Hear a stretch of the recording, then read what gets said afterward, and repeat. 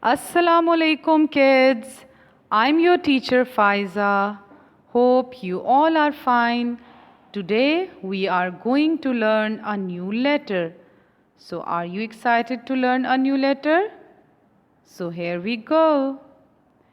Yes, this is letter N and the sound of letter N is N.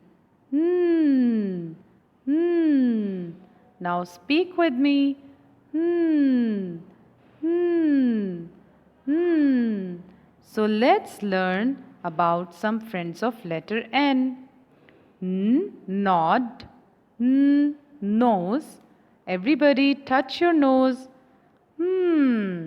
Good job. Neck. Now touch your neck. Very good. Number 9. Nest. Nap. Nachos. Nightingale. Very good. Now we will learn how to trace letter N. Raise your two fingers in the air. Start from the top. Go down, bounce up, make curve, go down and stop. You should repeat it at least 4 or 5 times. You should do the same practice on a salt tray or a sand tray. Now let's come to the activities of letter N. Are you excited for that?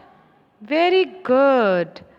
In the first activity, you can take a black chart paper and paste stars and moon on it and make a night scene.